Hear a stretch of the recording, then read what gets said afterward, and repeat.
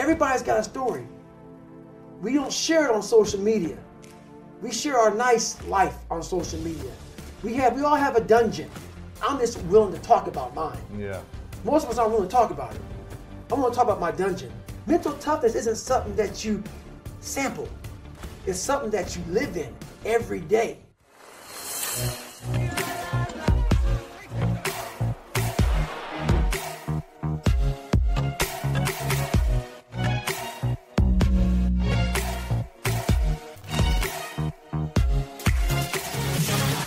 Welcome everyone back to the School of Greatness podcast. We have the inspiring David Goggins in the house. Good to see you, man. Thank you. Very excited about this. I first heard about you through Jesse Isler's book, Living with a SEAL. And he came on to talk about his experience. And he actually didn't mention your name because you didn't want to be known a few years ago. Right. But now you're wanting to be known and you're putting your message out everywhere. Right. And I'm just curious quickly, why did you want to not be known then, but now you do want to have your message out there? Well, when Jesse wrote that book, Living with a SEAL, I was about 2 or 3 weeks from getting out of the military. So, being a SEAL, I didn't want to be mentioned David Goggins in this book. So the second the book popped, I was retiring. So the book came out November 15th, or November 1, 2015, and I retired November 2015. Gotcha. So that's why. That's the biggest reason why. And when did you start putting yourself out there, doing interviews and talking about your message? And you got on social media and started sharing videos. When did you decide to do that? Well, I've been talking to people for several years, and I wasn't really big on, like my mindset is very different than most people. Yeah.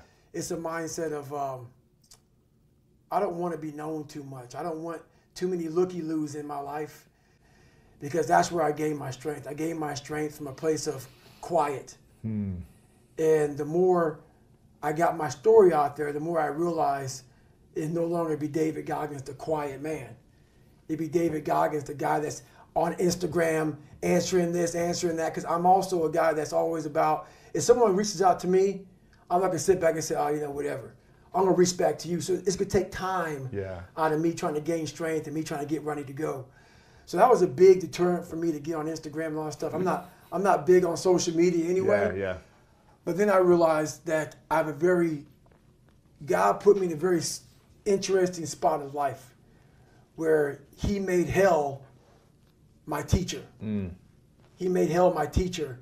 And a lot of people don't understand that. So I'm trying to give people a different thought process of life where failure, hell, disappointment, discomfort is a great learning tool. And many people don't understand that. And a lot of people won't even understand this interview when we get done with it. But it's these few moments in life that you have. Like for me, I always talk about it. Rocky 1, round 14. That 1 2-minute and 13-second clip of Rocky getting up when Apollo knocked him down. That one clip, when I was going through a very bad time in my life, I saw what I wanted to be. And it wasn't a guy that won. It wasn't a guy that won everything he did. It was a guy that kept getting up after being knocked down. So I realized if that 2 minutes and 13 seconds changed my life, that's all it was. I saw something that I needed to be in the world I was living in. Maybe my story will give someone the 2 minutes and 13 seconds they need to change their life. Millions of people live in a very comfortable place. That's fine. Don't listen to me. A lot of people are looking for that 2 minutes and 13 seconds. And I might be that person. That's why I started sharing it. Yeah, you talked about in the very beginning, I like this. What did you say here? Your job is to be the best of your ability. This will hurt. The mission is not about making yourself feel better. The mission is about being better and having a greater impact in the world. And it sounds like you understanding the fact that you need to put yourself out there a little bit more is going to reach more people and impact more people, as opposed to always being quiet. Right. Is that what I'm hearing exactly. you say? I had to find a happy medium. Yeah. I had to find a happy medium because what's the point? Like, we all have a story. And I believe that we're all teachers. We're all teachers. And if you don't learn something and give back like what you learned. Yeah. What's the point of living? And you're wasting. Yeah, you're wasting it. You have all this knowledge of what you learned. Some people may think you're crazy. Some people may put a title on you, but it is those few people who are like, you know what, I need to hear that. Mm-hmm. So you have to put yourself out there. So was there an awakening for you in the last few years that said, okay, I'm not doing this enough. I'm putting myself out there. I'm not telling my story. I'm wasting certain aspects of my life by not giving that message out? There were a lot of emails that came in to me, and I didn't realize, when you live your life, you don't know what it's doing to people because it's my life. I didn't know my life was as bad as it was because it's my life. It's what I went through. I think it's like the norm. It's the norm. Yeah. That's what I did, man. But when I started getting these emails from people saying, hey, you know what? You changed my life. That part changed my life. That part of your story changed my life. And because I have so many different parts of my life that so many people resonate with different spots. Maybe it's the obese part. Maybe it's the bullying part. Maybe it's the learning disability part. Mm-hmm. Maybe it's the abusive parent part. Whatever it may be. Right. So many people draw from my story, and I started getting these emails. And I was like, God, man, and I'm a big believer in something more powerful than me. I don't know what it is, but I'm not the end all. So I was like, I got to start doing more. If I'm touching these people's lives, a few people here and there, right? Yeah. Maybe I need to go out here and do some more. It's a crazy story, man. I mean, if you guys haven't gotten the book, you guys can pre-order the book. This is actually a galley copy here, printed out. Make sure you guys check this out. Can't Hurt Me: Master Your Mind and Defy the Odds. And when I was reading the first part of the book about your childhood, I mean, your father just seemed like was just so abusive physically. I mean, it's one thing to be emotionally abusive and another thing to be physically. And when you have both, it's like the perfect storm of like the makings for chaos in your life. Right. And it just sounded like he was just nasty. Nasty, and everything was your fault, and you were always wrong, and you weren't living up to a standard, both you and your brother and your mom. Right. And it was just constant physical abuse over and over. I mean, the story of you just being bent over and him just like whipping you over and over, and you just gasping for air. I was just like, oh my gosh, this is crazy. Right. How did you deal with that? How did you like overcome the constant physical and emotional abuse? You know what? It's all I knew. Mm-hmm. So when you're born to that, it's all you know. You know something's not right because in my mind as a young kid, I could tell, man, the way I was processing things wasn't right. Right. I mean, I suffer from severe toxic stress. And that was one of the big reasons why I started, I had a learning disability. My focus in life was way off. I was afraid. I was afraid of everything. And when you have that kind of foundation growing up, and that's where you start life at, is being abused and also working all night at a skating rink, not going to school, and you have a guy who's an alcoholic, and the second he got drunk, he got mad. And so our house lived in fear. Yeah. And the one thing that you can't ever get out of a kid's mind is your mom's mind, like your mom's face. The terror of your mom's face. That's the worst. So I didn't care about my brother. I didn't care about me. But I saw this woman go from Mary Poppins, the sweetest person on the planet Earth. And when you see your mom start to transform to a shell, to a person whose face becomes stoic, a person who has no emotion, and that changes a kid. Yeah. And when you're young and you have to grow up so fast. So by 8 years old, my mind was of us 40-year-olds at 8. My family, like life came at me, and it makes your brain, you're not outside playing with kids. You're trying to avoid getting beat. Yeah. You're avoiding all these things. Yeah. But then you go home, it's supposed to be safe. Right. And you're getting beat again. Exactly. And what's funny about that, we lived on Paradise Road. Yeah. We lived on Paradise Road. And it wasn't so paradise. No, it was anything but paradise, man. Once those doors shut, my dad gave everybody a different view of him. He wore the nice tailored suits. Right. He smiled. That's right. Yeah. Your dad's amazing. Those doors shut, man, and the devil himself came out. So it was rough, and that's why my foundation was so beaten down at a young age. So learning disability, I grew up dyslexic, so I can relate to that of Right. just like constantly feeling stupid and insecure. And, Right. you know, I had a tutor my entire life. Horrible. Until I finished college, I had a tutor. Right. Second grade reading level when I was in 8th grade. It was just like a constant struggle Right. emotionally. And I took that outlet into sports and said, I'm going to just train myself to be the best I can be in a place where I can learn something differently. Right. And pick up a different skill.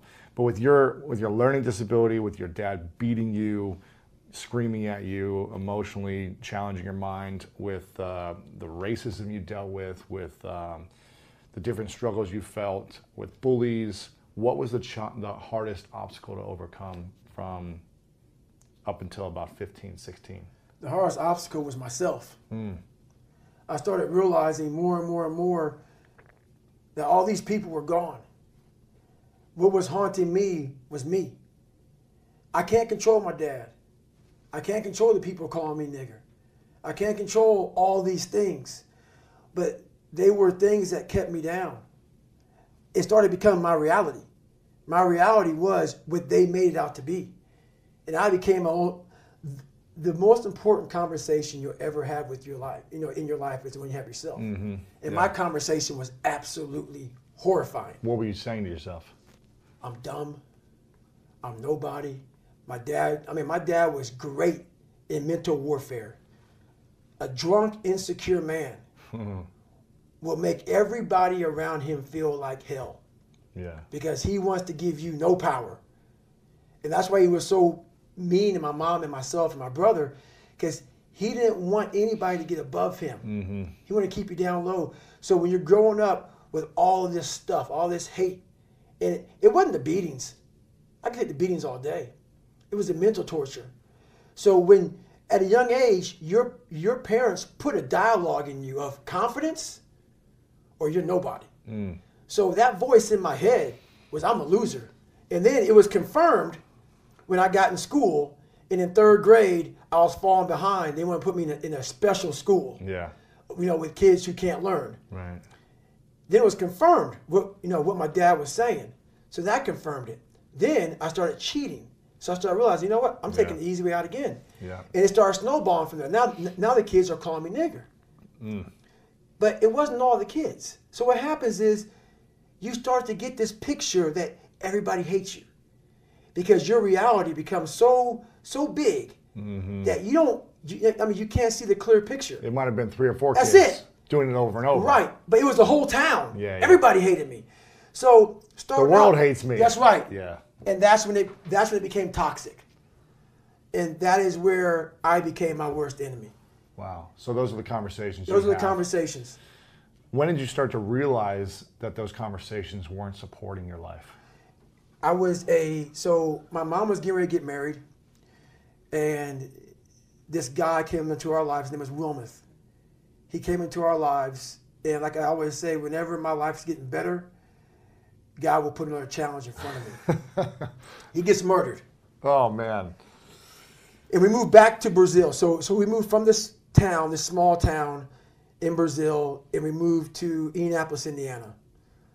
A lot more blacks, a lot more different colors. Yeah. Weren't you living in New York at some point, too? I was born in Buffalo, New York. Yeah, that's right. Okay. And I went from Buffalo to Indiana, and then from Indiana to Indianapolis, Indiana. Got it. Indianapolis, Indiana, he got murdered when I was in Indianapolis. We went back to Brazil. When we went back to Brazil, this is when the racism started. Really? Because now I'm 16. So when I was first in Brazil, I was 8 and 9. Wow. Kids don't care. Yeah. You're just a kid. I look different, but kids don't care. Yeah. Kids don't know. But when I moved and I came back, I'm no longer a kid. So all the kids I grew up with, I'm now different. I'm different. So there's about 5 black kids in my school. And the reality came when I came out one day and on my car was spray painted, "Nigger, we're going to kill you." Oh, my gosh. In Brazil? In Brazil. In Portuguese? No, my fault. Brazil, Indiana. Oh, gosh. Yeah, my fault. Brazil, Indiana. I was like, oh, well, you went to Brazil. No. I was like... no, Brazil, Indiana. Brazil, Indiana. Yes, From Brazil, Indianapolis Indiana. to Brazil, Indiana. Got it. So I was in Brazil, Indiana, and about 10 minutes from Brazil, Indiana is a small town called Center Point, Indiana. Uh-huh. And Center Point, Indiana Yeah. was at that time a huge hub of the KKK. Wow. In 1995, the Klan marched on the 4th of July parade. And I don't know if the picture's in. I don't know if any pictures are in there. But if not, there's a picture in the book in 1995, 10 minutes from my house, of crosses being burnt. 10 minutes from your house? 10 minutes from my house. Wow. So when you have all this negativity growing up, and now you're cheating and you're doing this, and your dad beats you, and your mom's fiance gets murdered, and tragedy after tragedy after tragedy, and then you come to this, and your mom's working 3 jobs. She's not home at all. She never saw one report card of mine. She didn't know how bad off I was in school. She was hustling, trying to make money. And I was the man of the house, lying, sneaking around, not going to school, cheating, right, everything I could. Yeah. And so I walked out of school one day and saw this nigger, we're going to kill you on my car. And I went in to get the principal. There's several incidents like this that happen. I went to get the principal, and the principal, he didn't have anything. He couldn't give me any advice. And I didn't want to tell my mom about it because my mom was already bothered by my dad beating her down, and now her fiance got murdered. So I didn't want to bother her. The last thing on her mind. Yeah. She's like, I've dealt with this my whole life. Right. I didn't want to bother her with anything, man. So I kept everything away from her. Oh. So I'm in the car wash trying to scrub this stuff off, and I got home, and so happens 2 weeks later, she gets a note from school. And the note says, your son is going to fail. He's not going to graduate. And she's like, what is this? And I had to come clean with my mom of all the years of me cheating, of all the bullying, of all this and all that. And she was such in a bad spot in her life that the best thing she could do was like, hey, you're going to fail. You're going to fail school. Wow. And I was like, my God, man, like, she was in a dark place, and I was in a dark place, and we were kind of on our own in the same house, but living different lives. And I realized at this time in my life, she was a great mom, but I was on my own. And that's when a real big change happened for me. So I said, I'm going to join the military. This is 17? 17, yeah. I wanted to go into the delayed entry program. Mm-hmm.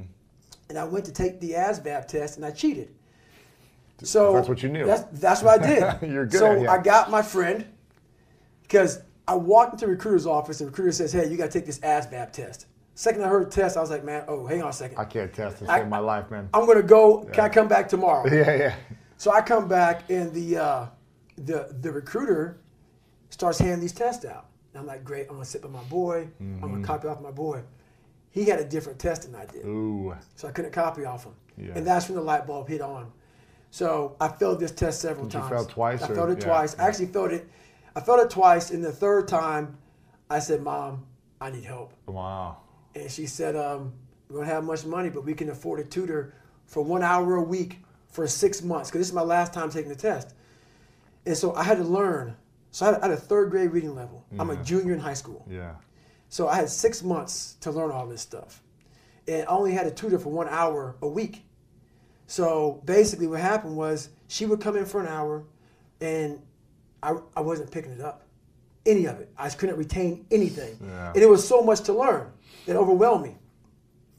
So basically what happened was I realized I had to go by the store and buy spiral notebooks. And I had to literally write down every single thing repeatedly. Like, so it may take you an hour to learn. It took me hours, 6, 8, 9, 10 hours. I had to write the same thing down. Simple stuff. I hear you, man. So I started memorizing. Yeah. That's my life. So I had to memorize. Yeah. So I didn't really learn it. I could just recall it from writing it down so many times that on page 71, I remember seeing that. Yeah. And that's how I did it. And I ended up passing that test. Crazy. And I got in the military. So it's crazy. Yeah. What was the greatest lesson your mom taught you growing up? Honestly, the greatest lesson she ever taught me is a lesson that she doesn't know how much she taught me, because she wasn't much in the teaching mode. My dad took her soul. But what I did as a young kid is I observed everybody. I wasn't really smart in the books, but I was real smart when it came to life. Yeah. And I was able to sit back and watch her mistakes. I was able to see how she struggled through life and how I don't want to struggle through life. And I was able to see she never picked me up. The biggest thing she did for me, and this is honest to God truth, and she doesn't even know she did it. When I would bust my ass, when I would fail, when I was at the bottom of the sewer, She never picked me up. She never gave me that cookie and said, hey, son, you know, it's going to be okay. Yeah. She didn't have time for that. And sometimes she gets upset when I talk about my past because it paints her out to be not the best mom.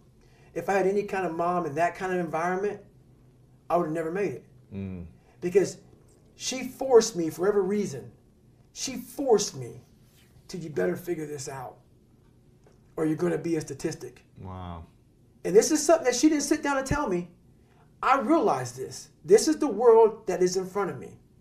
And what most people do is they see this world and they look at it as an excuse to get out of it. Yeah. I started looking at it as this is the ultimate training ground for the rest of my life. Mm-hmm. I have all these valuable lessons because if you look out in the world right now today, it's not a nice place. But I'm very prepared for it. Yeah, you are. I'm prepared for it. I'm prepared for all the failure coming my way. I'm prepared for everything my way. And that's the biggest lesson that she taught me by not teaching me. By never saying it's going to be okay. Yeah. Matter of fact, she told me the exact opposite. Life sucks. That's what she knew.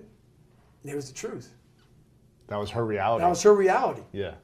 And so I saw that. And so I started at that point in my life. I have a lot more failures, as you see in that book.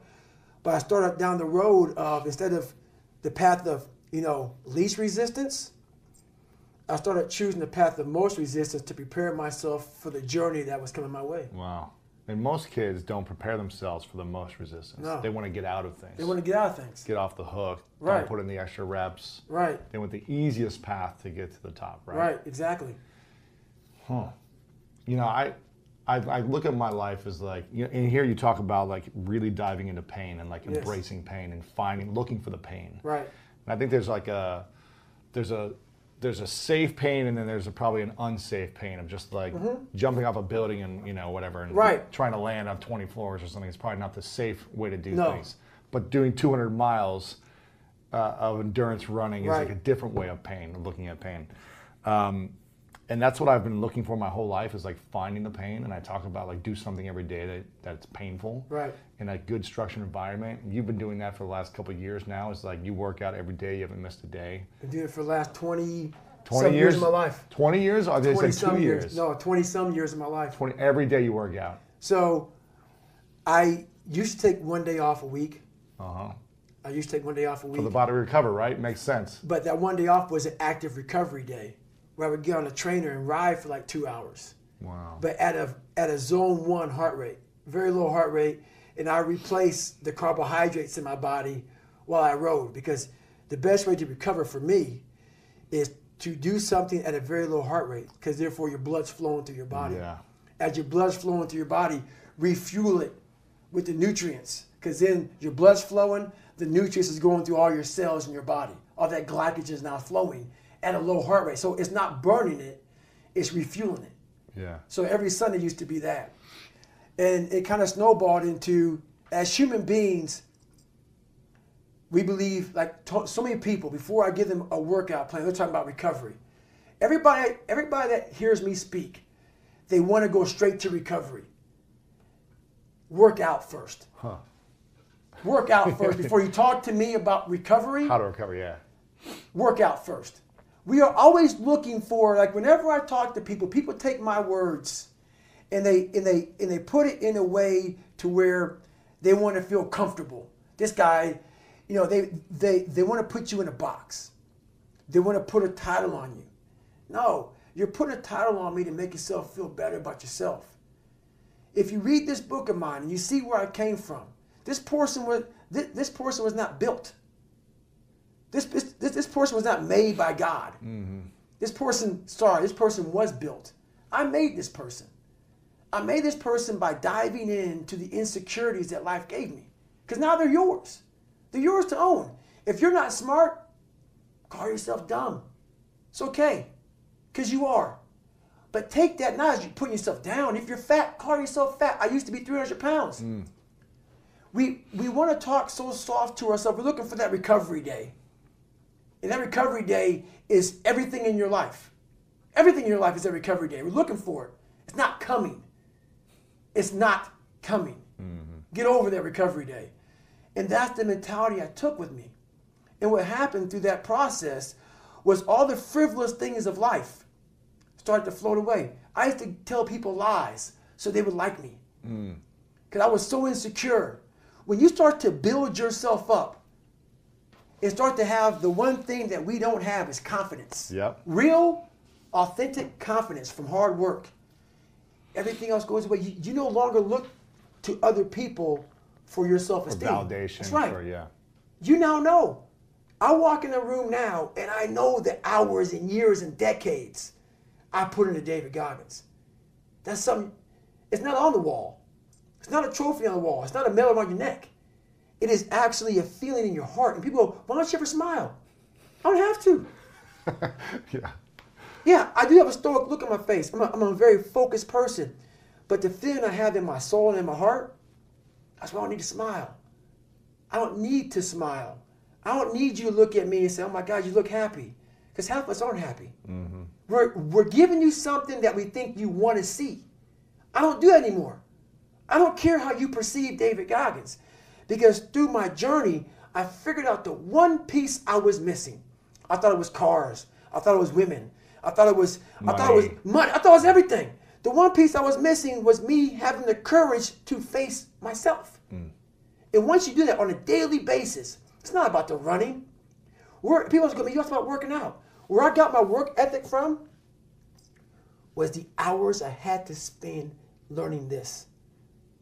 When you sit down and you're not smart, and you have a disability, and you still want to be at the top of your class, I didn't want to just get by.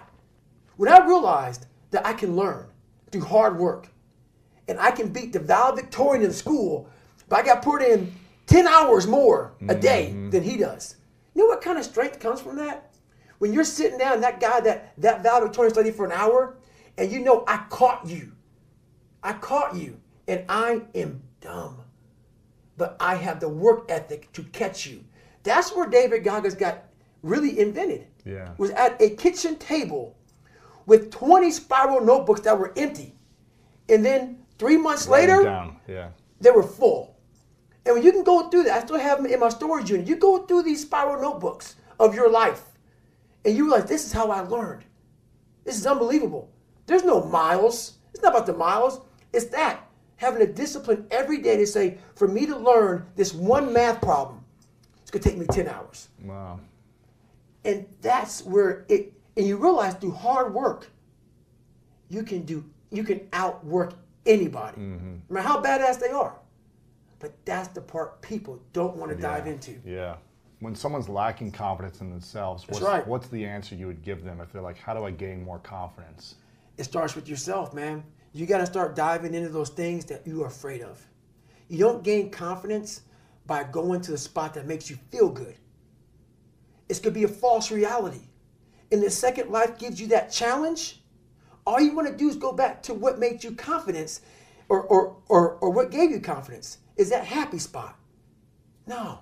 What gives you confidence, what gave me confidence, was spending years at a kitchen table trying to learn how to read and write on my own. Realizing I can't learn the way you learn. I can't. But I can learn. What gives you confidence is not being afraid. It's overcoming the fear. I used to stutter severely bad. So right now, I don't know how many people are going to watch this. You know what gives me confidence? Is knowing I no longer care if I sit here and start stuttering to you. Yeah. That's what gives me confidence, is facing these things, overcoming them. And maybe not overcoming them every day, but facing them and facing them and facing them. Pretty soon like this, you know what, man, this is where it's at.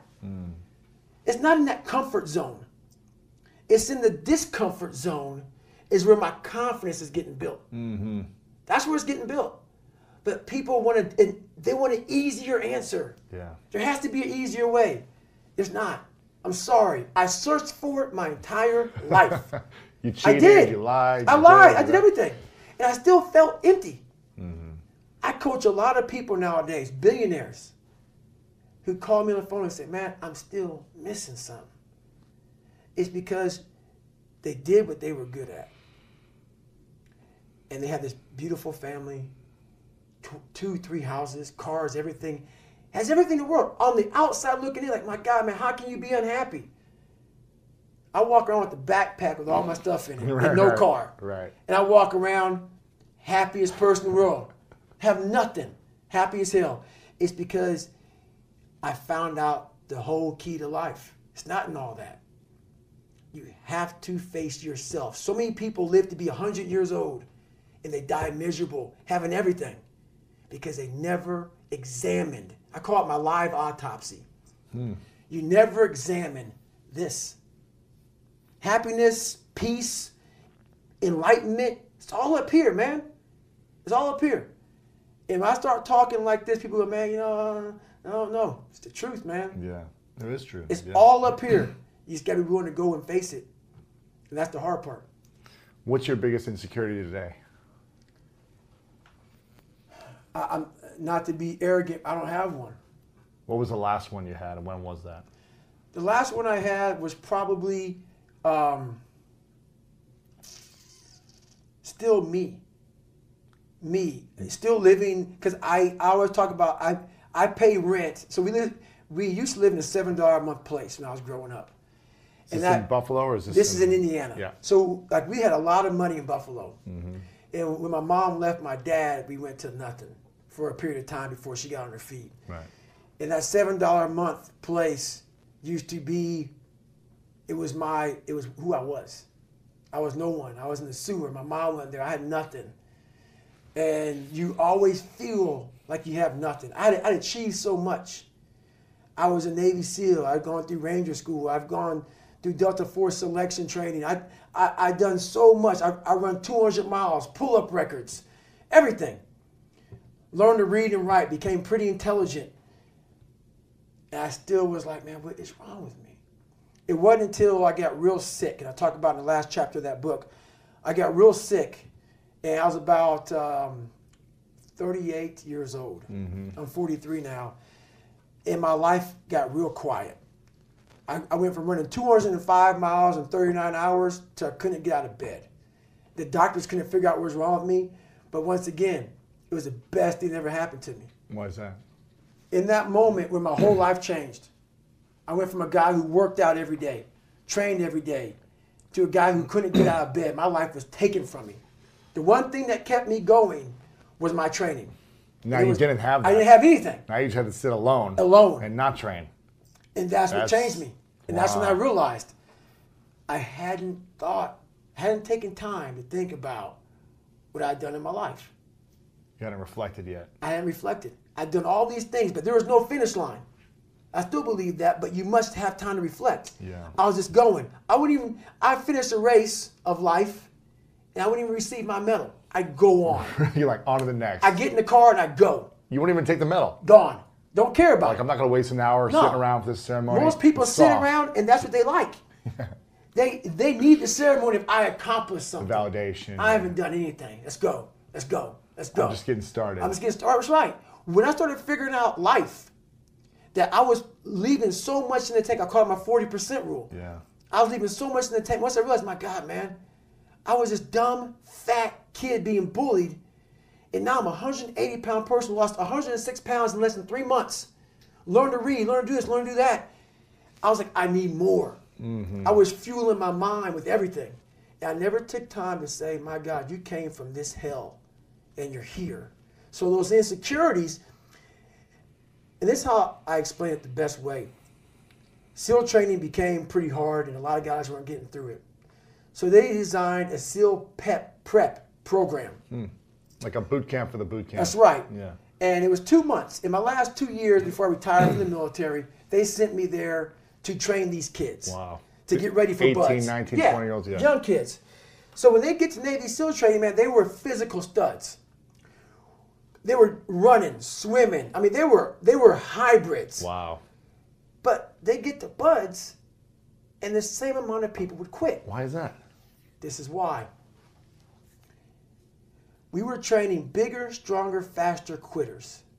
It's not about... Not the mind. That's right. We weren't diving into the sewer. Everybody's got a story. We don't share it on social media. We share our nice life on social media. We all have a dungeon. I'm just willing to talk about mine. Yeah. Most of us aren't willing to talk about it. I'm willing to talk about my dungeon. I wasn't getting into the dungeon of these guys' minds. I wasn't building that so-called mental toughness. Mental toughness isn't something that you sample. It's something that you live in every day. So when something hard would happen to these kids, like in Hell Week, it would draw on something that made them very insecure. And they look for comfort. Whenever hardness comes, and you don't know what it is, it may be different for you than it is for me, but you go back to your insecurities. And then when you go back to your insecurities, you then look for comfort within those insecurities. And we all look for that cookie that your mom used to give you when you were sad, when you were sick. We look for our wife or our husband. We look for comfort. It's in those moments you must retrain your mind to think differently in hell. I wasn't training them to do that. Why weren't you training them? I wasn't training myself yet because at that time, I was doing what I was told. These guys need to meet a standard. Physical standard. A physical standard. The physical standard is not what they need to meet. It's a mental standard you must meet in life. So going back to when I was sick, I was hitting the physical standards. I wasn't meeting the mental standard. The mental standard is you must know how far you've come. Wow. I had come 8,000 miles from where I started. But if you never know that, you're still in the $7 a month place.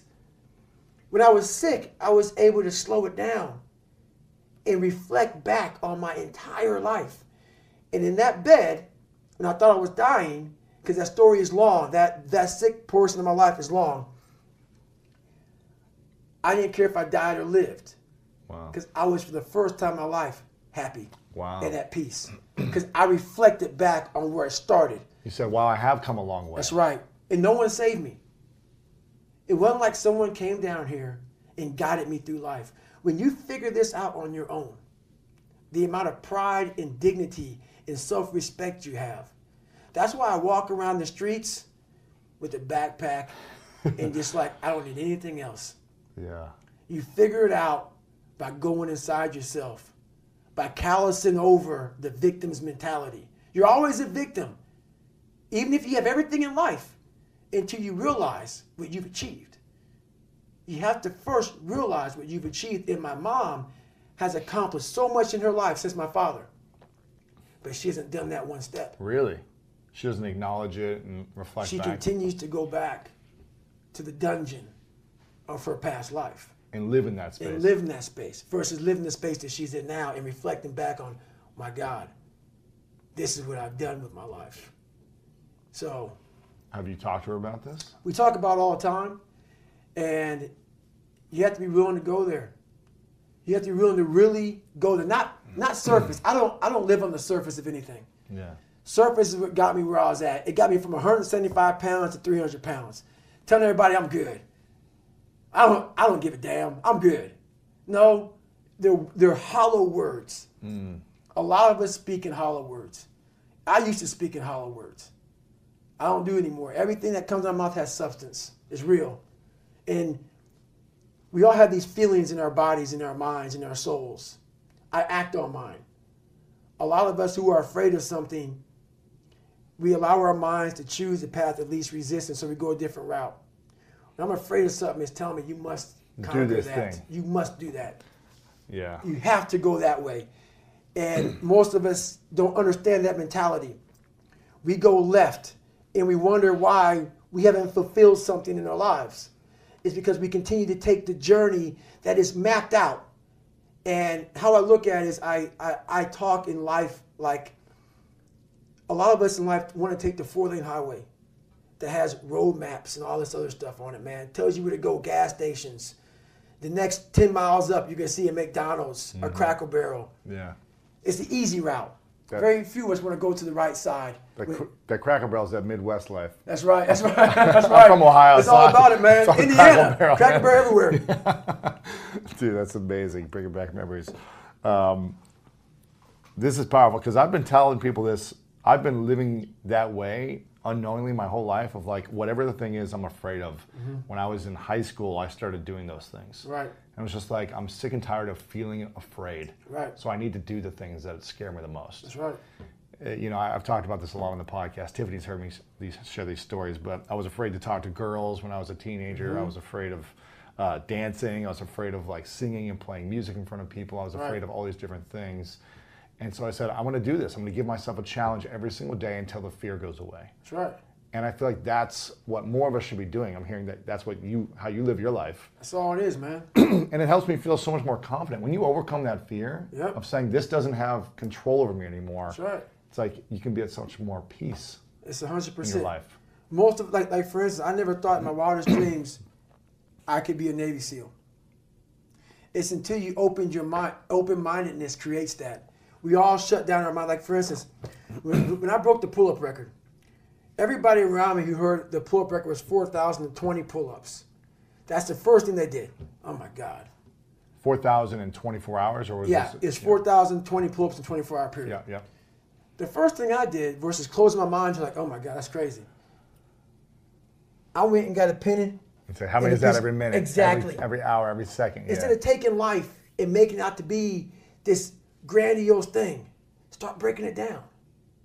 Start breaking it down. And most of us, we live in a box. And we don't want to go outside that box at all, ever.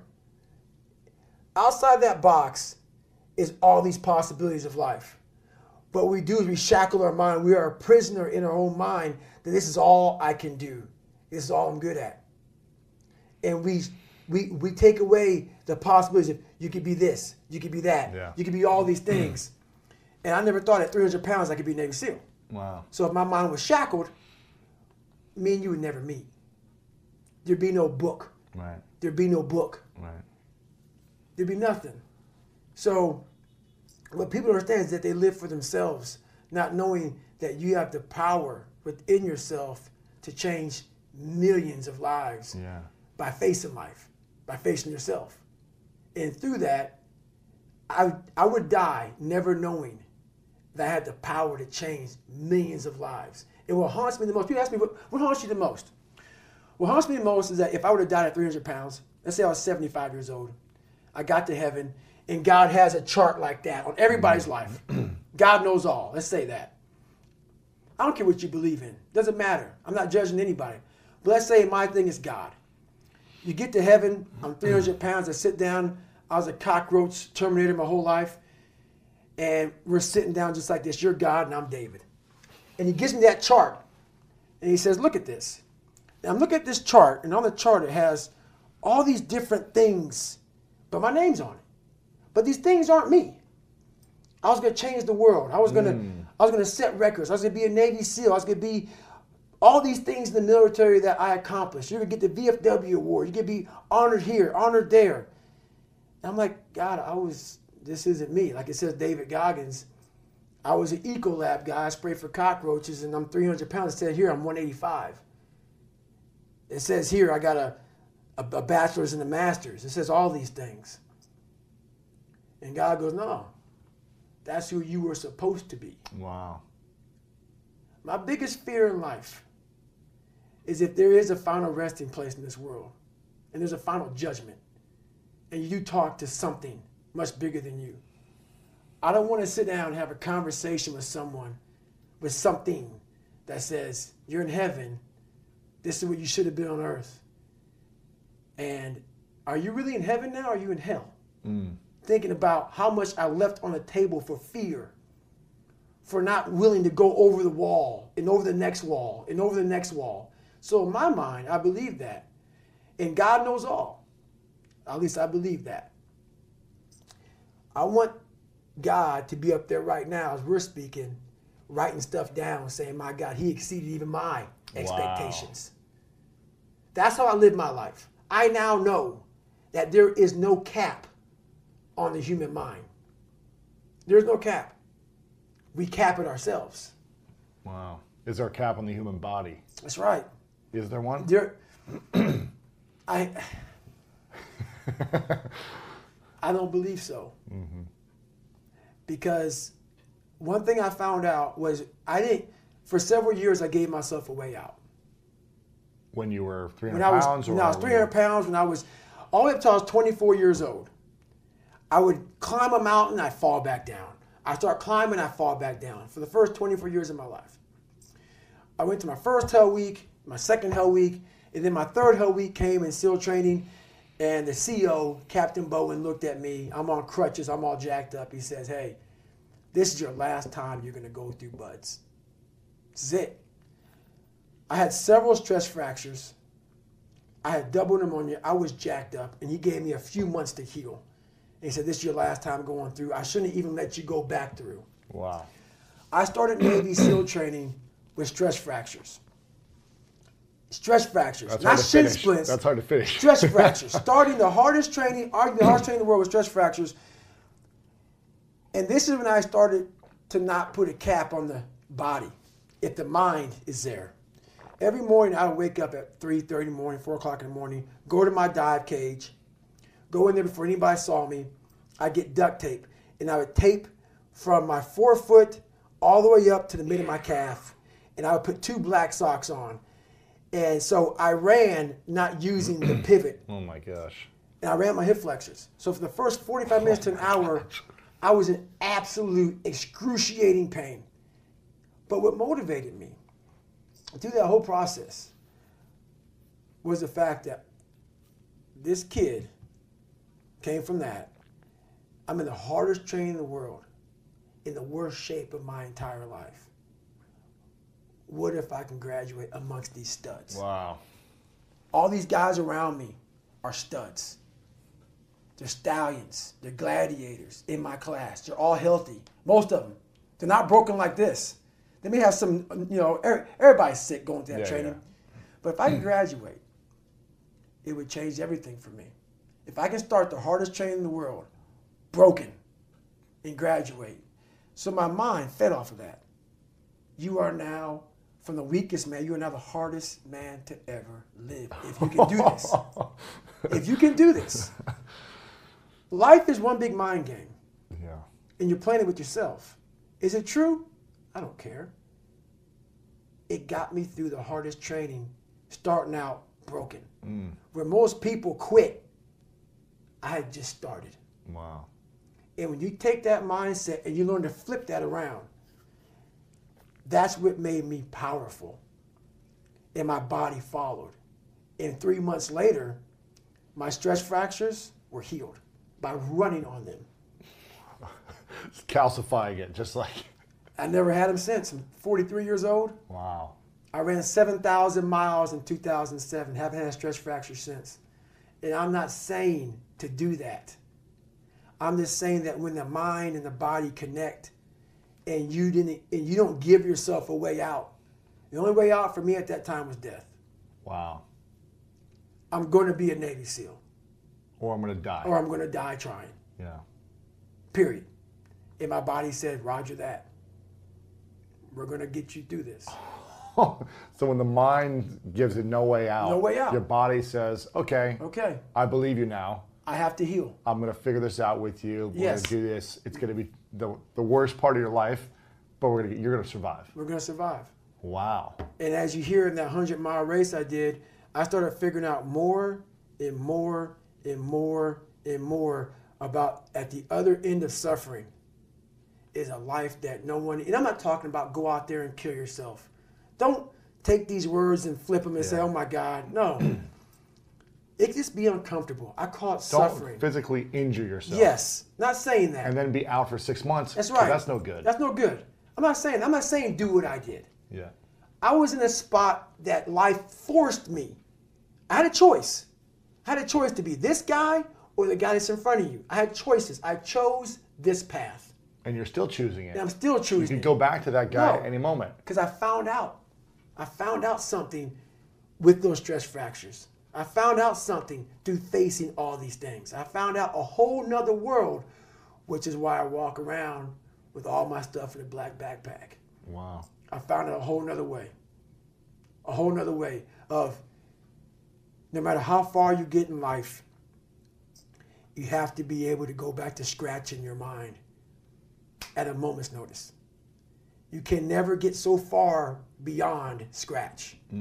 What that means is when you accomplish something in life, if you want to go back to scratch and go back to that $7 a month place where I once lived and visit that place for a long period of time, if you were here when you went back to scratch, you would now be here. Scratch is what makes you better. Scratch, friction, obstacles create growth. There's no friction when you're this far up in the game anymore.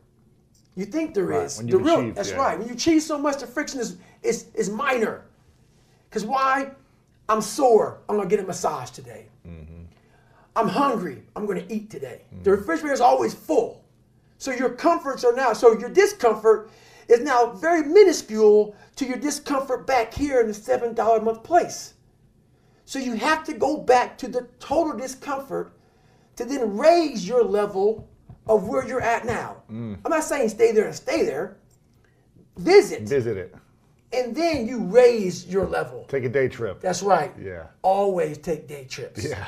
Don't stay there. That's right. But take a day trip. Take a day trip. So when you complete some massive obstacle and challenge, whatever the adversity that you force upon yourself, because these are all curated experiences for yourself that you're scratching constantly. What happens now? Since this was 5 years ago, you would just leave, you wouldn't take the medal, you would just go on to the next. What happens now? Do you take a day to reflect, a moment, 10 minutes? Like, how does the process work? And then how do you get back to visiting the $7 place you lived in? Now, I don't have to go back and visit it. I don't have to think about it. It lives with me now. Every day of my damn life, that feeling that I had to go back and think about, I found a way to just have it. How did you? It's constantly there. I have a self-talk. It's called my cookie jar. And it's a constant reminder of David Guy. Every day of my life, I believe in quiet. There's no growth outside of quiet. The world's too noisy. Your mind needs quiet for you to find who you are. People ask, what's my purpose? Why am I here? You're not going to find it nowadays unless you lock yourself in a quiet room in your mind and find it. It's too noisy. For me, I could be in a busy street in New York City, horns honking, and I'm walking around with like nothing. It's me and myself in a quiet spot. And when you are constantly reflecting on who you are, where you've been, the journey you've gone through, the journey you can continue going through, the feeling's always there.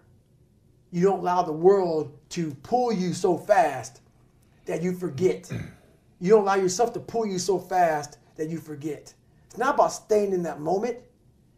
It's about you want to get to the point where that feeling follows you like breathing. It becomes a part of your life, part of your DNA. But it's made. Like these calluses on my hands right now, they're made. Yeah. They are now on my brain. This is now a part of me. It's a daily process, a part of me. And how I go back to that $7 a month place all the time is now I go out and I dig fire line. I'm a wildland firefighter. I don't need to do it. I'm a 43-year-old man. I work with 27-year-old kids. Yeah. I'm a rookie. Every day I'm a rookie, it feels like. And why do you do it? That's why I do it, man. There's a story I'm going to tell you about why I do it. So I have a good living now, for me, where I'm at in my life. I was out on a fire in Colorado, and we were digging fire line on this, like 50%, like it was like on the side of a daggone mountain. Yeah. And we're trying to keep the fire from moving, and we're digging this fire line 14 inches, or my fault, 18 inches wide, 3 miles long. 12 of us digging. And it is the hardest work. You make $12 an hour. Wow. Okay? Nothing. You set up your shop. Like, when you're done digging, you just pretty much lay down, you go to sleep, and you get up and you dig some more. Really? This happens for 2 weeks long. What are you digging? It's like a hole. You're digging a line. So you're trying to get down to a mineral source. So you're trying to get down to the earth. So that if that fire is moving, it can't burn dirt. Really? So you're moving fuels. Got it. So not only are you digging, you're cutting down trees. It's hard work. But the moral of the story is I'm 43. Don't need to do it at all. This is why I do it. You're making money. Yeah. I'm making money. I have a good life. I don't need to do it. And everybody asks me why I do it. This is why. This 21-year-old kid was out there, and he wanted a pair of running shoes. So all he wanted was a pair of running shoes. 60, 70, 100 bucks, whatever. You know, easy for us. Yeah. Running shoes. He looked up at the mountain that we had been on for days, digging this fire line. And he said, that'd take me 5 or 6 hours of work to buy those shoes. He said, I'm not going to buy them. It's the perspective of life. That perspective of life right there, that is the value that we lose. When things start to come so easy in life, it's the perspective that 21-year-old had. He looked up at that mountain and thought, he looked at his hands, he looked at the amount of hours of pulling that Pulaski, that tool, and raking that ground, and then cutting those trees and moving them, and that hours of work. He looked at his feet and said, these old shoes would do. It's that perspective in life that we lose. And that story to most people may not mean anything. It's that story I always want to have in my life. You cannot lose perspective of where you've come in life. Yeah. So true. We were in Guatemala. Was it this year or last year? Last year. We were in Guatemala last year. We support a charity called Pencils of Promise that builds schools for kids who live in poverty and all around the world. And every year I take a trip to just see where our efforts are being, felt and being made. And these are the poorest places in Guatemala, Laos, and Ghana. Places that they have nothing. There's no schools. They're in little villages. They live on dirt, huts, everything, right? And we go and we build these schools. We actually, the villages build them themselves. We just fund the experience, and we empower them to do it, so that they take ownership of it. Right. But I'll be there for a few days and watch these kids so happy with just like a pencil. Right. They're just so happy to just like have their family around, and they'll Right. go and they'll show us their huts, and like they're just so happy to have community. And then I'll fly back and go through Beverly Hills, right over here, and I'll see like these mansions. I live right next to it, and I'm just like, it gives me so much perspective of like, you don't need to have all these things to find peace and joy and connection and intimacy and all these other things that we want. You don't need these big mansions and to live in this nice place. I like living here, but it's not like, it's perspective for me is what keeps me motivated as well. That's right. To keep doing the right things, to keep showing up, to keep working hard. And I think it's right, most of us miss that perspective in life. We get so far away from reality. So far. And the reality is, man, when I was 7 years old, 8 years old, all I wanted was a 99-cent quarter pounder from Hardee's. I know, right? And that made me happy as hell. Some curly fries, man. That's it, man. That's it.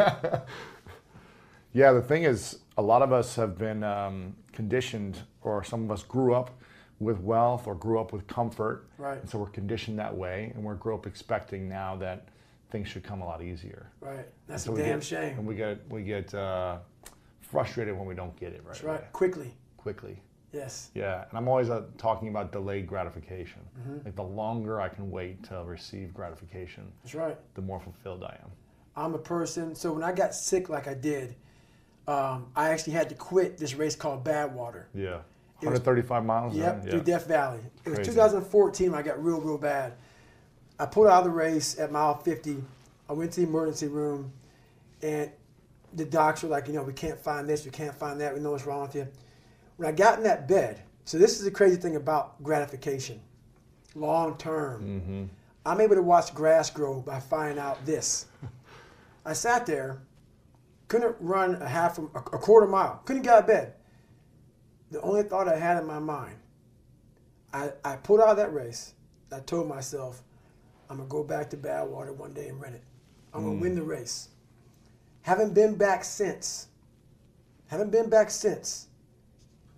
2019. I'm not saying I'm going to win it. I'm just now in the shape to go back. Wow. Haven't run a 100-mile race since 2014. Wow. Because I've been that sick. I'm just now. Imagine the gratification I'm going to get by getting to the start line of that race. And what if I can win it? Be pretty sweet. Pretty sweet. 4 or 5 years, yeah. Be pretty Imagine sweet. that. Of having that kind of self-discipline to every day wake up and having these setbacks where I can't even run a mile. Wow. But I'm thinking about running 135. I can't run 1 mile, but I'm thinking about running 135. And with that process, guess what happens? Sooner or later, you can run 10 miles. It may take a year, but it gives you more and more hope that it's possible. And I'm at the point now where, guess what? It's right around the corner. Wow. Most people in that time frame, in that mindset, I can't run anymore. It's over. No. It's just going to take a little bit longer. You have to turn the negative into a positive. Because at the end of it all, if you can sit back and wait, if you can wait 6, 7, 8, 9, 10, 12 years, when you get to that point when you finish, that's the feeling for 12 years. Let's say wait 12 years to get there. That's what keeps you going, is you got to feel, I'm doing it for 1 second. Years of pain. For 1 second. 1 second. Think about it. You cross the finish line, it's over. 1 second. Most people do that, and the 1 second isn't what they thought it would be, and then they're pissed and upset, and they keep going on to the next because they never reflect back on what they did. It's not the 1 second, it's the 12 years. Yeah. It's the 12 years that I want. It's not the race. It's the 12 years why you did it. It's not the winning. It's not the winning. It's not what place you got. No. But most of us focus on, That's right. oh, I got to win this. That's right. And if I don't, I'm going to be upset. I would achieve all my athletic goals for years, and then 10 minutes later be the angriest person in the world. So angry and frustrated, nasty with people. And I would delay my gratification for years to achieve what I wanted. That's right. And I never understood that either. Being a perfectionist is the worst thing that can happen to a person. You never live. Like when I lost that 106 pounds in like 2.5 months, whatever it took me, that was the biggest trophy of my entire life. I didn't care if I graduated Navy SEAL training. I didn't care. What I just accomplished in that time frame, it's massive. Yeah. I don't know. There was no trainer. There was no like. And what's funny about this, we talk about mental toughness nowadays. It's like the biggest crave. When I grew up, it was just suck it up. Yeah. It was just make it happen. Yeah. You had to figure out. It was called figure it out, man. And all these nuggets that I gained along the way, that's what it was about. It wasn't about the trident. It wasn't about all those daggone medals. It wasn't about any of that. And that's why I hate even talking about being a SEAL, you know. I mention stories. People, why talk about it? Didn't define me. The journey getting there was harder than going through it. Yeah. You know? So that's the whole thing about life, man. It's that journey that makes you who you are. Yeah. And as opposed to focusing on did I win or not, Right. what did I gain from the last 12 years? Right. And Exactly. so when you finish now, what do you think about? How long do you reflect back on the effort it took to accomplish that race? Or A long time. What's A days, long time. Weeks, years. You'll years. reflect on it. I reflect back now. There's times now where I will reflect back on my first 100-mile race. Still today. Still today. And it'll give me the same exact feeling. Because what I did in that first race, when I was undertrained, I did it on 4 days' notice. I hadn't run more than, I think, 20 miles the whole year. And I did it to raise money for his foundation. to try to get in the bad water. What I had to pull out of myself on that last, so that's where that book, Live with the SEAL, kind of originated. Jesse Itzler saw me at this race. He was racing too, right? Yeah, but he did it as a team. Right, you did it alone. I did it alone. Yeah. And that's what I talk with people about, man. I spent so much time, people always like, why do you run so much? You try to get in shape. No, the things I do in life, most of life, you're alone. You may have a whole support crew around you, but up here, you're alone. Most of the stuff I do, I'm training for those moments.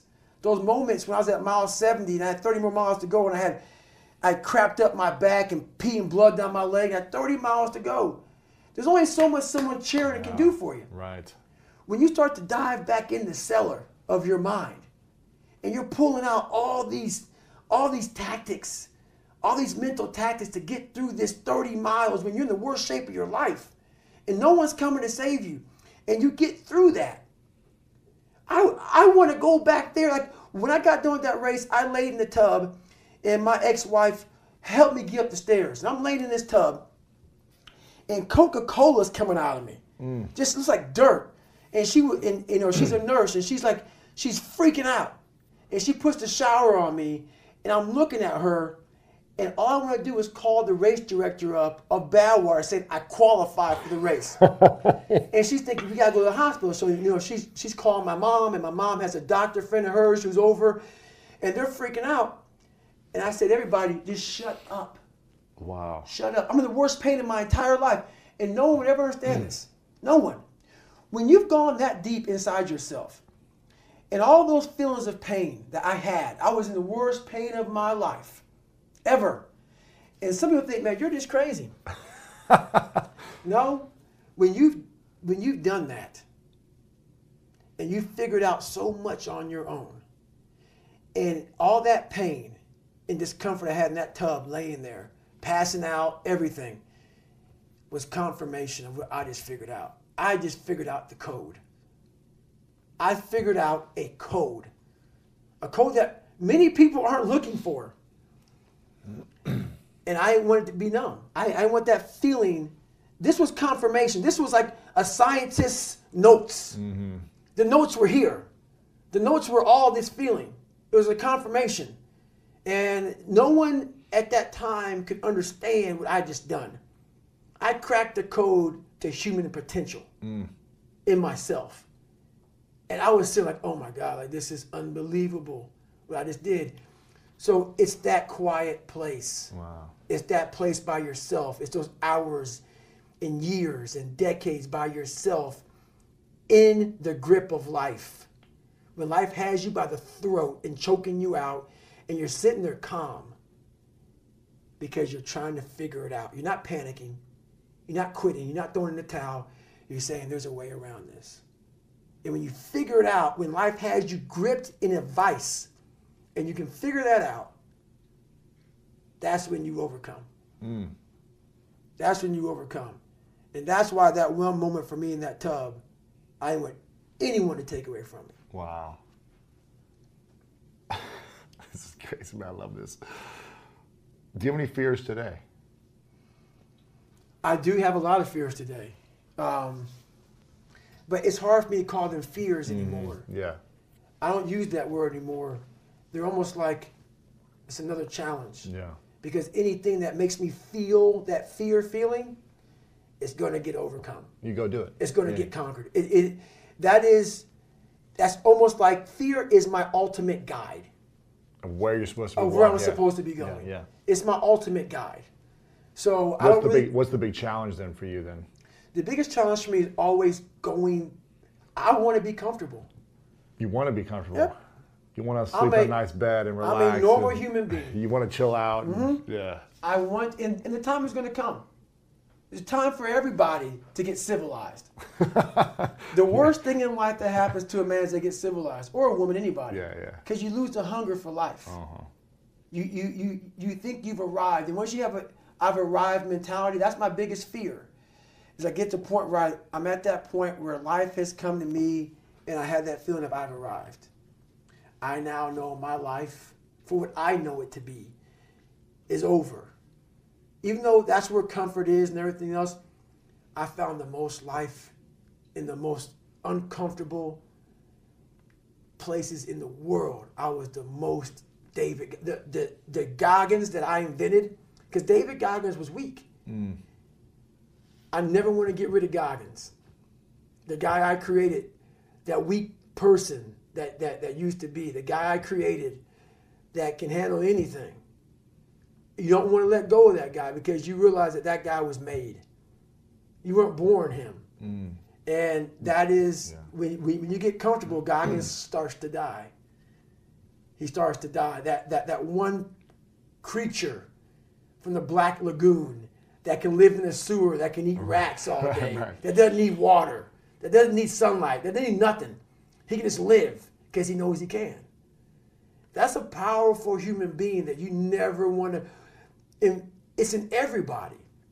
That's the scary thing that's what makes me so upset, man, is that everybody wants to put this daggone label on me. they forget the first 3 chapters of my book. They forget how this started. A lot of times it takes someone's wife dying or something like that for them to change. Yeah. Near death. Yeah, something. No, none of that.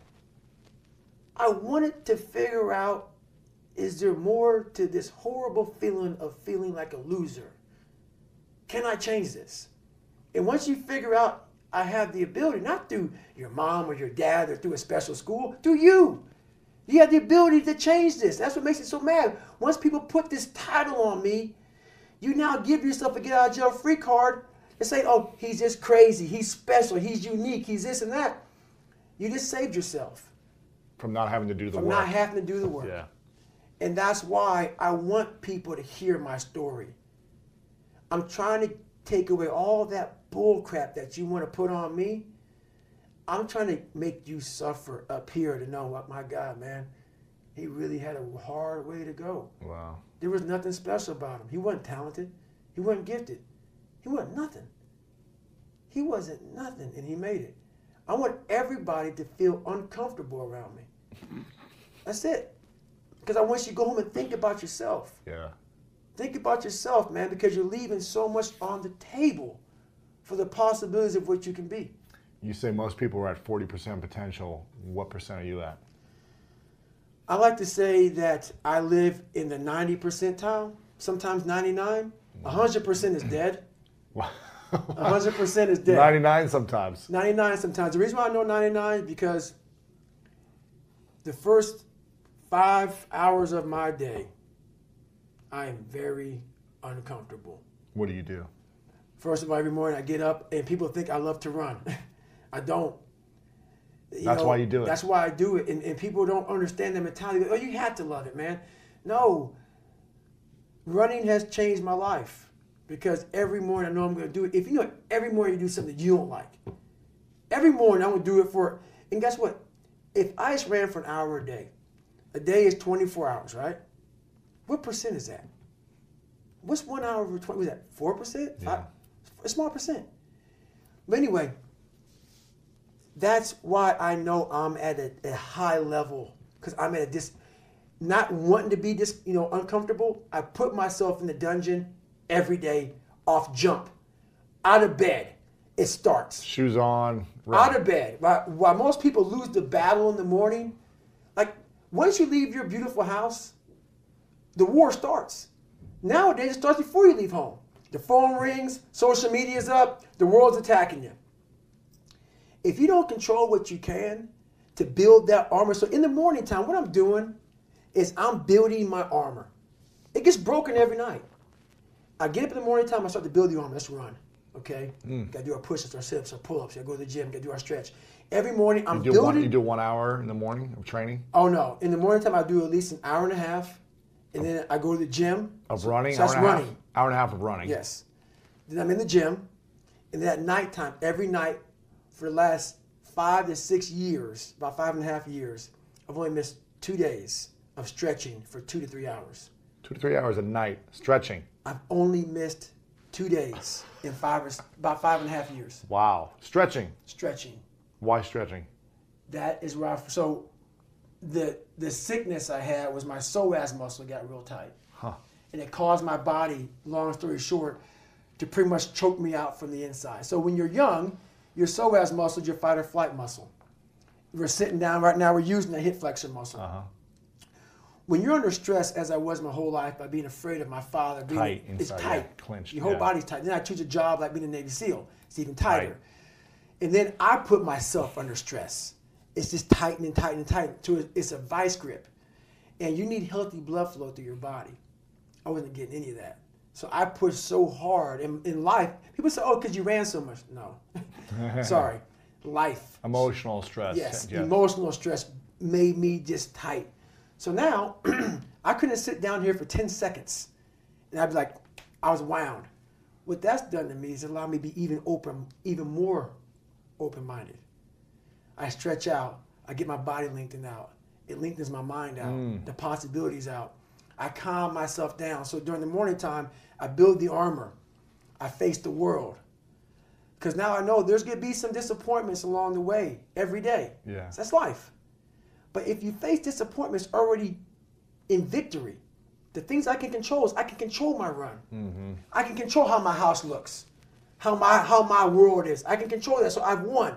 Open my door of life. Life starts to beat me down, but I'm facing it with the body armor that I created. Yes. And now I'm facing life with the proper tools. Unlike I hit the snooze button, I'm running late, my house is a mess, my mind's a mess. Now life's already beat you. So you open the door and now life hits you and you're already frustrated. You're already in that anxiety mode. You're stressed already. And then life starts to pile more on top of you. You get home, you're exhausted. And that's how life happens to everyone. You have to live and win what you can and build the body armor. Start callousing the mind so you're ready for combat outside of your house. Because it's going to come. And that's what I realized at a young age. I had no body armor. I had no callus. So when life came at me, I ran, I tucked. I lived in the fetal position trying to get away from life. I wasn't protected. I didn't protect myself. I had nothing. So I started realizing I got to form an armor. So I won't have to lie to you to make you like me. So I'm not approaching people feeling insecure, saying I have all these material things that I don't have. When you have that body armor, you tell people, hey man, I'm not real smart, but I try real hard. I'm not the fat. I won't win this race, man, but I've been running for the last 4 years every day. That's pretty good, yeah. That's the mentality that you need to have. Yeah. Look at people knowing I know you and everybody else has issues. So why am I worried about how anybody thinks of me? We're all in the same boat here. Some boats may be bigger than others, but we all have problems. So be it. We're all in the same boat. Yeah. Some of us are willing to not lie about it. Yeah. I'm at that point now where I no longer care. Because why? Why can I go on here and tell people how fucked up I am? Because I faced them. They no longer define who I am. Yeah. It's not me. It was me. They don't control you anymore. It's not, yeah. When you're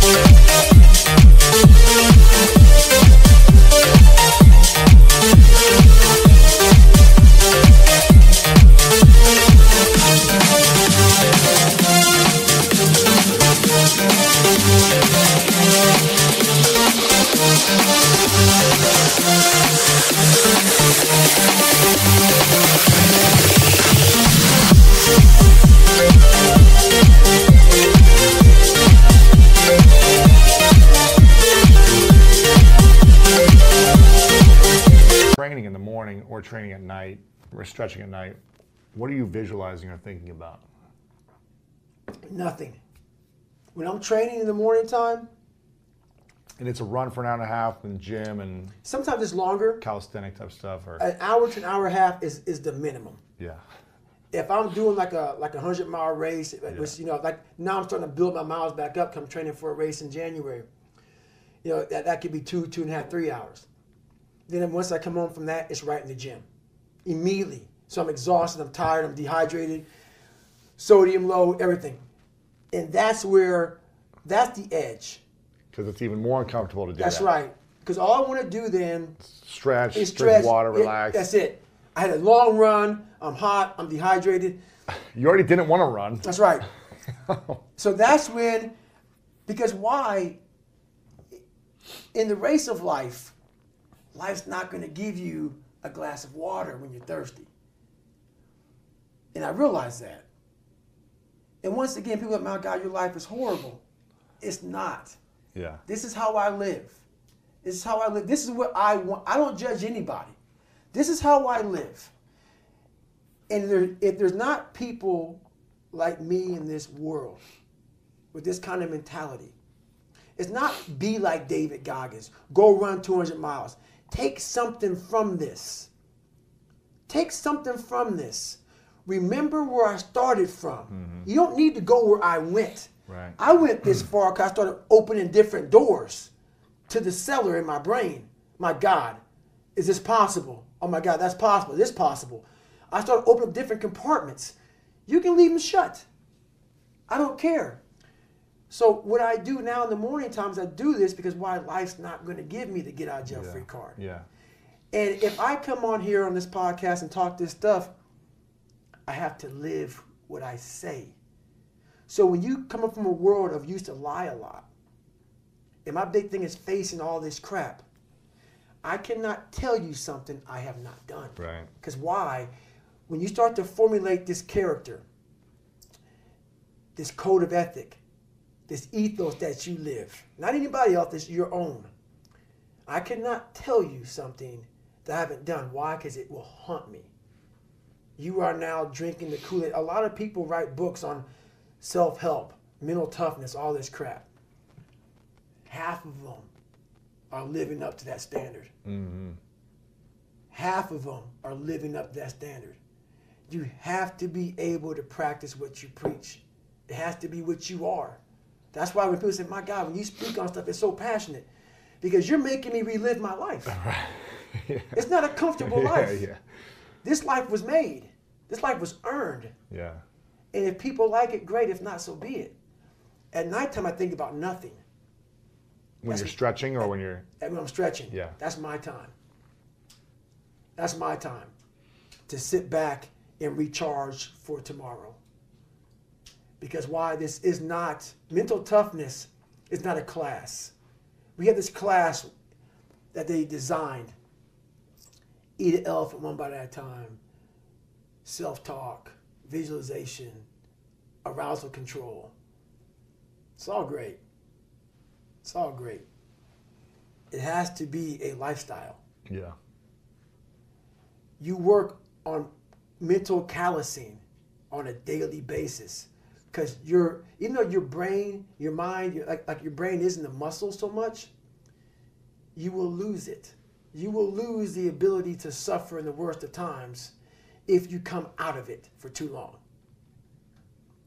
If you can lift 315 pounds and you stop going to the gym for a month, I guarantee you won't be able to pick the same weight up again. Mm-hmm.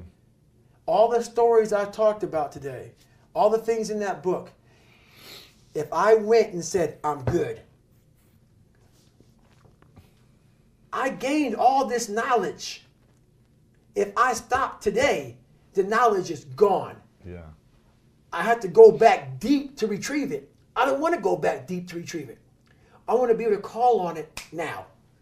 That's why I do these things. I know what not doing them will get me. Right, right. There's so much more I want to ask you, but I want to try to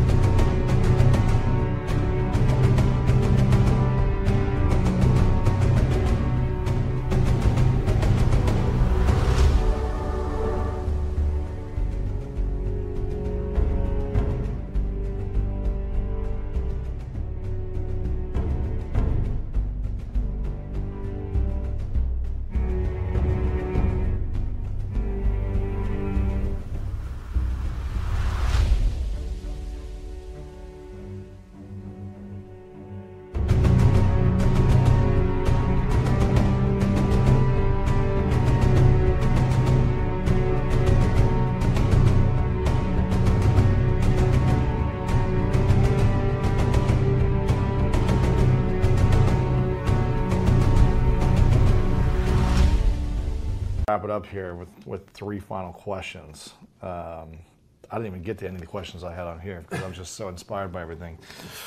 But if you guys haven't picked this up yet, you can pre-order it right now.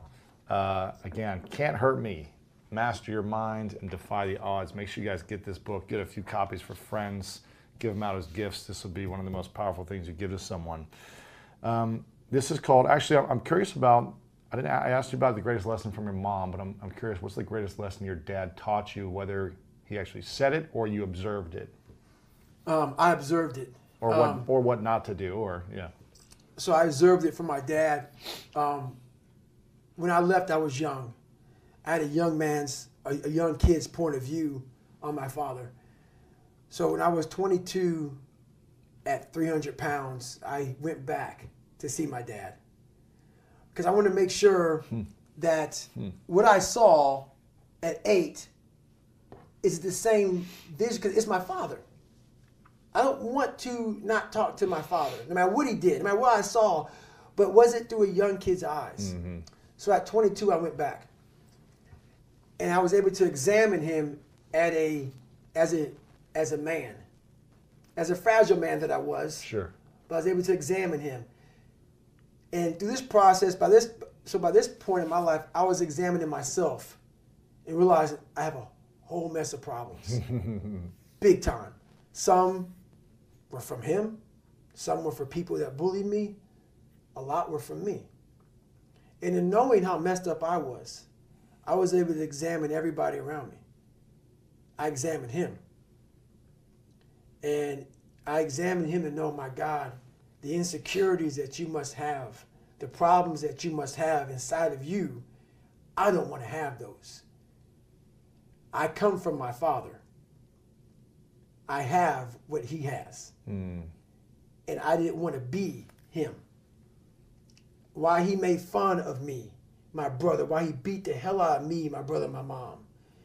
It comes from a dark place, an insecure, dark place. Why he womanized, why he sold prostitutes, why he ran, all the stuff he did. A good human being doesn't need to do that. A fulfilled human being doesn't need to break anyone down. All they do is want to build you up. So anybody you meet that calls you out of your name, that bullies you, that messes you up, that makes you feel not lifted, they are dealing with something deep-rooted. Yeah, you have to have a tough tone with some people to help them out. There's a difference. You have to be hard. I'm hard on people, but it comes from a good place. Yeah. The biggest lesson he taught me was how not to be. And that's why I had to fix what I was. Because insecurities make everybody around you feel like hell. And that's the one thing I did not want anyone to feel like. That's why I judge no one. Tons of whites have called me nigger. Tons of people have hurt me. I judge no one because I know where it comes from. I know you. I was once you. That's why now the place I'm at, you get a get out of jail free card. You need to help yourself. You ain't bullying me, man. Right. You're fine. I'm good. Whatever you throw at you. I'm good. You're like, I know what's wrong with you because I was once you. Right. So I started to examine people, examine myself, examine my darkness, realizing how I cannot be, but I got it from examining him. Saying I cannot be that. That's a powerful lesson. So it's a good lesson that he taught you through that observance. How do you react or respond when someone says something to you negative or cuts you off in a car or just something happens in life every day that could potentially upset you? Do you react? Do you respond? Do you do nothing?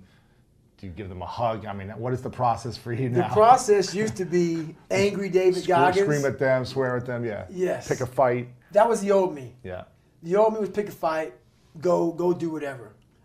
Through this process of my life, when you get to this point I'm at, and I still be in the car and I'll talk to my fiance, this jackass, whatever, whatever.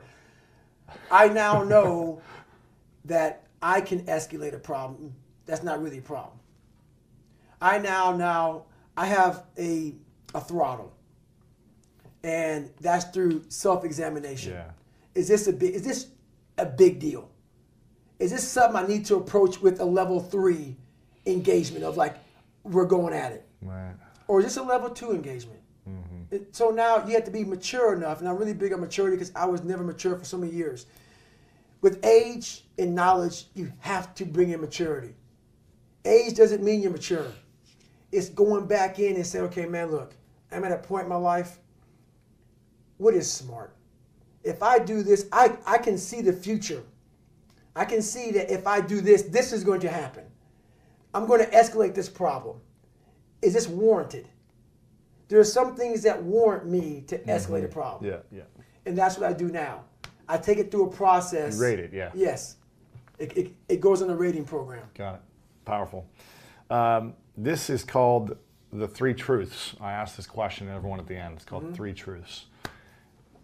Imagine it is your last day, and you get to pick the day whenever you want. You get to live as long as you want. You pick the day, but it's time for your body to go, right?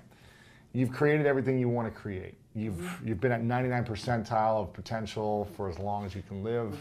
You've done it all. You've checked off the list that everything that God says that you were supposed to do, it's happened. Right. Written the books, done everything you want to do, done. But for whatever reason, you've got to take all of your written word and videos and audio stuff that's out into the world, you've got to take it with you. But you get to write down on a piece of paper the 3 things you know to be true about all of your experiences. And this is what you would leave behind. The 3 lessons, or what I like to call the 3 truths. What would you say are your 3 truths? The first one is, you are your own hero. You are your own leader. You are your own master. And that is a big one, because we idolize so many people, and we want to be them. We want to be someone else. And in doing that, you lose all the potential of who you are. You mimic, you be them, you are them, you become them, and you lose you. And we look up to so many people in this world who will let us down. We're humans. I'm going to let you down. You're going to let somebody down. If you put them on a pedestal, you then lose time when that person comes up and lets you down. You must hold yourself accountable, and being your own hero, that's what that does. You make yourself so totally accountable for who you are. You focus on you and only on you to become the best person you could be for others. Because we leave a lot on the table, not searching who we are. And then therefore, you die not knowing your greatest potential. Right. That's one. That's one. The next one I would say is, the biggest one I would say is, never pick the easy road. Never. Never. And it always goes back to kind of that hero mentality. Never pick the easy road ever in your life. That is the one road that is doom. It is doom. If you want something like 6-minute abs, all these different things, if you want it so fast, you may achieve what you wanted, but you want the permanent fix. The permanent fix comes from the hard road. The hard road gives you permanent results. The easy road gives you the quick fix. You will go back to where you started on the easy route. That hard route is so permanent that it ends up callousing you everywhere. Everywhere. You keep a 6-pack forever. You keep it. You keep it. Because you know the work that goes into it. Yeah. And the last one is, when you get to where you want to go in life, when you finally get there, you finally reach that point, and you're there, and you're happy as hell, realize this: you're not there yet. When you get that feeling that you arrived, be afraid. Right. Be truly afraid, because now you start to do this. Slowly die. Slowly die. Either you're getting better or you're getting worse. You're not staying the same. Yeah. So when you get to where you think the journey is ended, and you're sitting back and you're like, I arrived. I'm on Mount Everest. I climbed 29,029. Yeah. The best thing to do is fall back down that damn mountain as fast as you can and start climbing. Find the next climb. Find the next climb. Yeah. Oh man, I got to sign up for another event. That's it. Sign up for another endurance event. That's it. Just kidding. Where can we connect with you online? Where do you like to So when you spend 5 minutes a month, where is that space? My social media, whether it be Twitter or Instagram or Facebook, it's just David Goggins, at David Goggins. Cool, David Goggins. Yeah. Your videos on Instagram are great. You should post more, or have someone on your team Right. post more, because they're awesome. Well, they're all me. That's all you. Cool. Yeah, so I have no team. Yeah. It's me and my fiance. There is no team. She'll be in the car. She'll be on a mountaintop. She'll be somewhere. It's all my material. It's all who I am. That's why I post once a week. Once a week right now? Once a week. Every Monday, you'll get a post. There you go. That's it. It's some video that's going to inspire you to be like, okay, video. I need to do at least 5 more minutes of working out, something at least. That's it. Well, I want to acknowledge you, David, for your intensity, your work ethic, your passion, and also your pure, real heart. Because just meeting you for the first time, walking in together, just like I could tell how real you are, right. And you're just a no BS type of guy.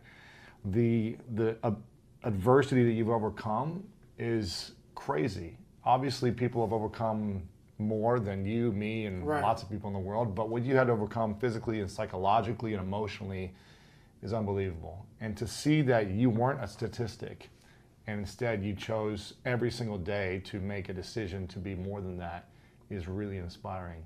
And I know this is going to impact and inspire a lot of people. So I acknowledge you for your heart and for inspiring me. You know, I thought I worked out hard, but this is like, I feel like I'm doing nothing with my life. So you're going to inspire me to continue to make bigger commitments and longer commitments moving forward now. So I appreciate everything you do, man, and I'm excited about getting this out there.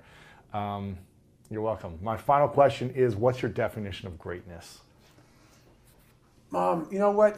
My definition of greatness is this. It's not a definition, it's an example. This is greatness, true greatness. Let's say that I'm the greatest tennis player of all time. Okay? Let's say that. I hate tennis. Yeah. Let's say I'm the greatest tennis player of all time. And I did 22 years. I run all the Grand Slams. I beat Roger Federer. I am the best ever. And we're having an interview. And you're talking about my greatness, what I achieved. And I'm retired. Don't play tennis anymore. Haven't touched a racket in years. And you're making me go back through my life. You're kissing my butt about how great I am. And I'm answering your questions. Every question I'm answering it. I'm with you. But in the back of my mind, all I'm thinking about is all the times I could have won those matches that I lost by not bringing my best mindset. You're haunted by all the opportunities that you missed by not bringing your best at that time. When you could have won, but you didn't win because you allowed life to interfere with that one shot. When you're sitting there getting ready to serve for the match, and your mind is not thinking about where that ball placement needs to be, but it's thinking about your family this, or this at work, or that at work. That's greatness. Greatness is your recall on every single shot that you missed throughout a 20-some-year career. Every shot, you can go back and say, I was here. This person was in the red shirt there. Greatness is being so aware of the time of life in the second that went by, and you can recall it like it was yesterday. Greatness is being able to go back there, not making that same mistake again, and being haunted by it. That is greatness. David Goggins, thanks, man. Appreciate you, man. Thank you. Powerful.